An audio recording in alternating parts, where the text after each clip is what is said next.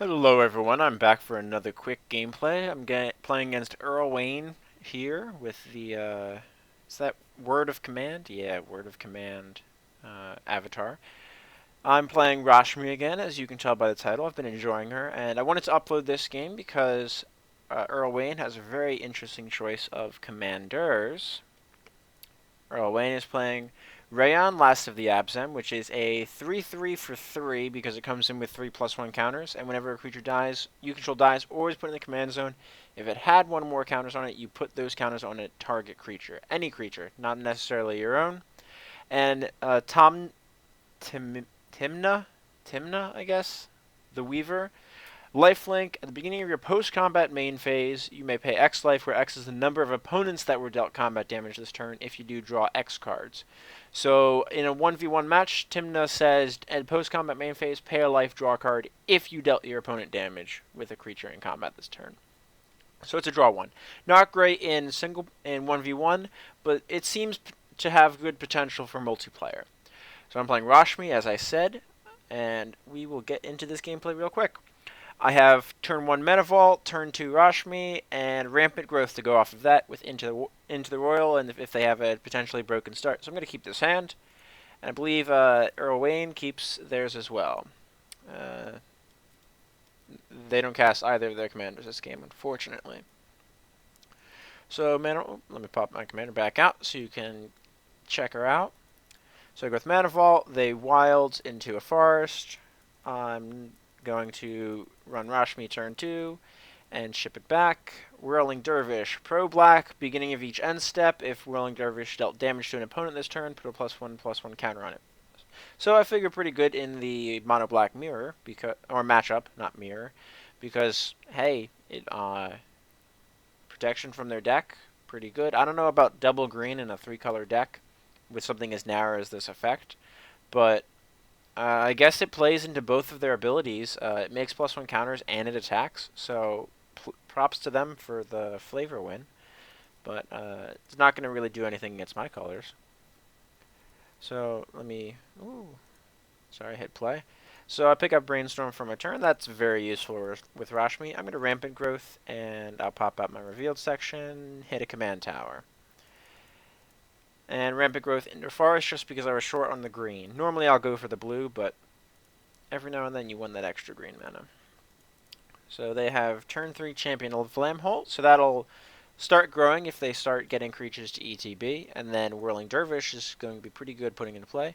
Also, pretty cool combination with Reyhan and Tymna because it has +1 counters and it helps creatures get to the red zone. So very good job for them for playing into their archetype.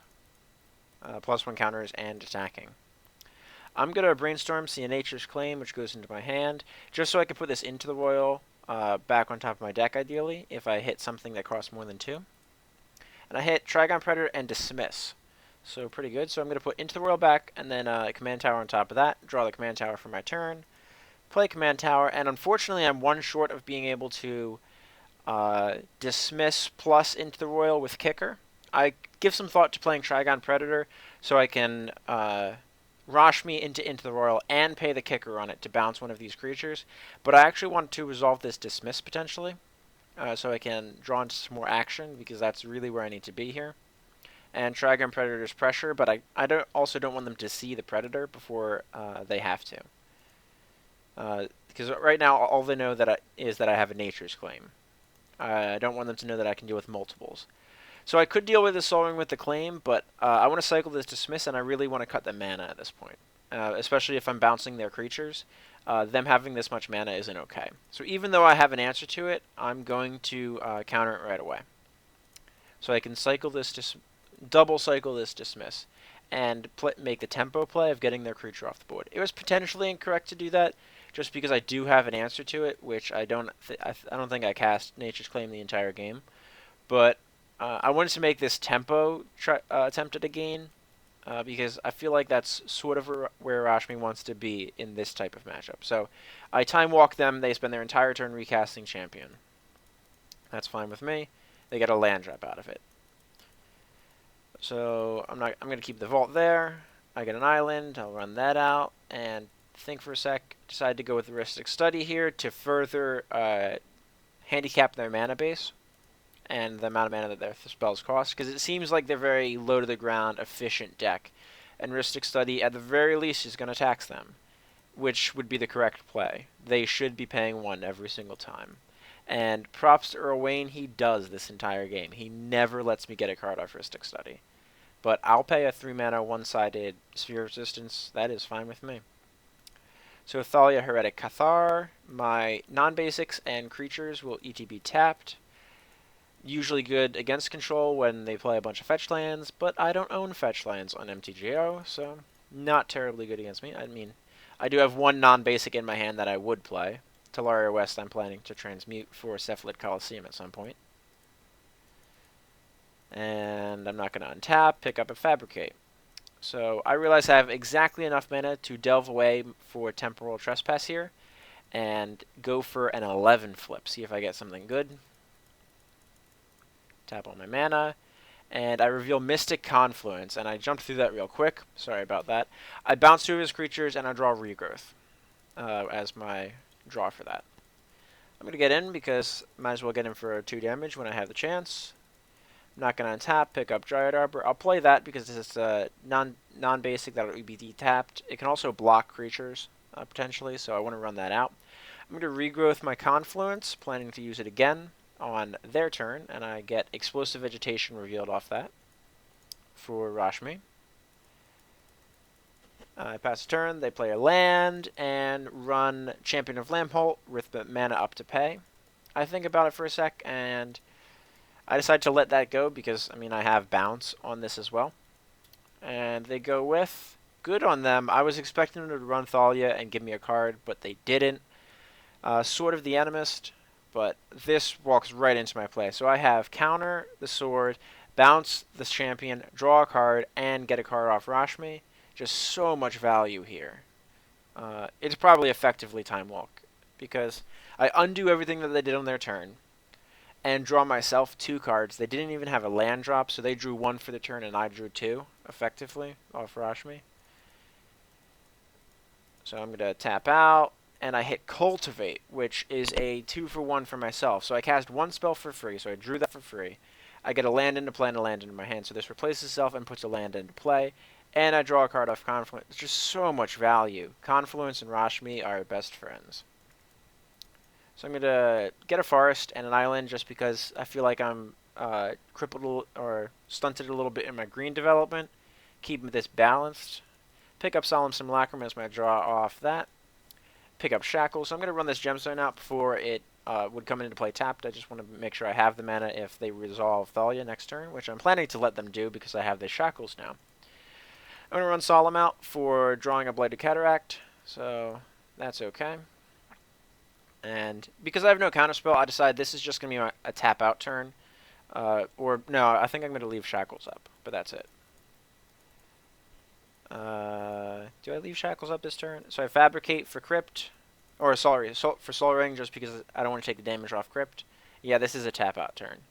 And they don't know about Shackles yet, so that's why I don't run it out yet. I want them to play something that I can Shackles in response, or out of nowhere. And I Vegetate for 1 of each, going up to 5 apiece. And I have a 6th island here, which will be pretty good.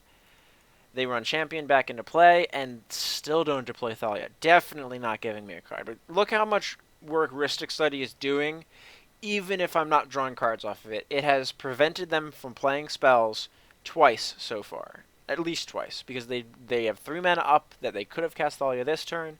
Last turn they could have cast, I believe they had 3 left, so Thalia and Champion, they would have been 1 short of the Sword and Thalia, I believe.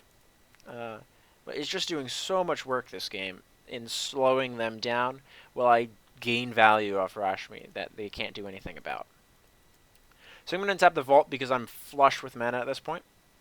I'm going to play the Blighted Cataract for the same reason Thalia prevents it from coming in untapped and being able to use right away. I don't need this 5th island.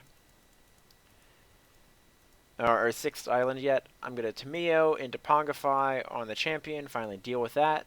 Freeze their Ancient Tomb to further cripple their mana development. I could cripple black here also, just so I don't run into a hero's downfall or something on my Tymna, which probably would have been correct actually, looking back at it. If I had taken out this Woodland Cemetery instead, let them have this mana, but I know that they're not going to have hero's downfall unless they have a untapped black source off the top to deal with Tymna. Just play to the outs, and Tymna is going to win this game if they can't deal with her. So play to the point where she can't be dealt with. I'm going to run out the Shackles and leave up 3 mana, bluff in a counterspell at this point.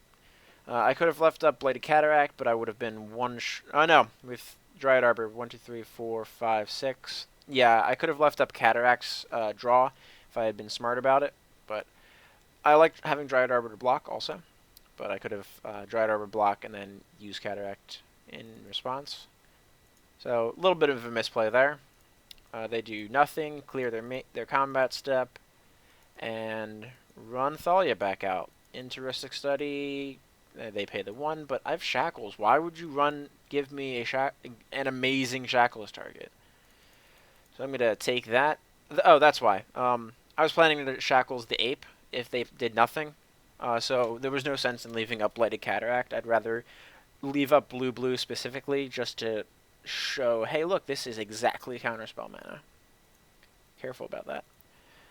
So I get a Forest as my draw for turn. I'm going to cycle this and get my Cephalid Coliseum just because cycling that puts me exactly to threshold. So this is now draw 3, discard 3, get rid of some of those lands in my hand that I've been drawing.